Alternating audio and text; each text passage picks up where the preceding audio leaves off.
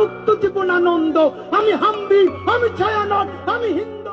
জুলাই গণঅভ্যুত্থানের সম্মুখসারী নেতা ও ইনকিলাব মঞ্চের মুখপাত্র শরীফ ওসমান হাদীর মৃত্যু শুধু বাংলাদেশেই নয়, আলোড়ন তুলেছে বিশ্বজুড়ে। আন্তর্জাতিক গণমাধ্যমগুলো গুরুত্বের সঙ্গে প্রকাশ করছে এই ছাত্রনেতার মৃত্যুর খবর। তবে সেখানে একই সাথে গুরুত্ব পেয়েছে হাদী হত্যার জেরে দেশজুড়ে ছড়িয়ে পড়া সহিংসতার চিত্র। ব্রিটিশ গণমাধ্যম বিবিসি তাদের প্রতিবেদনে জানায়, শেখ হাসিনাকে ক্ষমতাচ্যুত করা আন্দোলনের অন্যতম মুখ ছিলেন হাদী। তার মৃত্যুর খবর প্রকাশের পর ঢাকার শাহবাগ চত্বরে শত শত সমর্থক জড়ো হয়ে বিক্ষোভ করেন।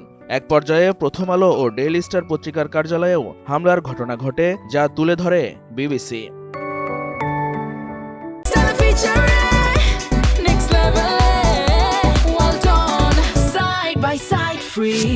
কাতার ভিত্তিক গণমাধ্যম আল জাজিরা শিরোনাম করে জানায়, ২০২৪ সালের বাংলাদেশ ছাত্র বিক্ষোভের নেতা সিঙ্গাপুরের হাসপাতালে মারা গেছেন। প্রতিবেদনে আরও বলা হয়, হাদী ছিলেন সেই গণঅভ্যুত্থানের শীর্ষ নেতাদের একজন, যার মধ্য দিয়ে প্রধানমন্ত্রী শেখ হাসিনা ক্ষমতাচ্যুত হন।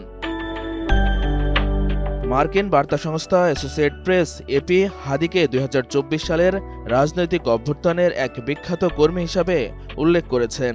প্রতিবেদনে বলা হয়, তার মৃত্যুর পর বাংলাদেশের শীর্ষস্থানীয় দুটি পত্রিকা অফিসে হামলা চালায় বিক্ষোভকারীরা। একই সঙ্গে উল্লেখ করা হয়, হাসিনার পতনের পর হাদীর গড়া ইনকিলাব মঞ্চ বাংলাদেশের নতুন রাজনৈতিক বাস্তবতায় গুরুত্বপূর্ণ ভূমিকা রাখছিল।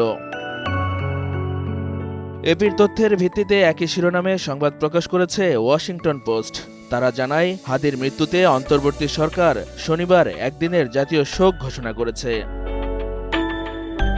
ভারতীয় গণমাধ্যম এনডিটিভি জানায়, গুলিবিদ্ধ হওয়ার এক সপ্তাহ পর সিঙ্গাপুরে চিকিৎসাধীন অবস্থায় মারা যান ওসমান হাদী।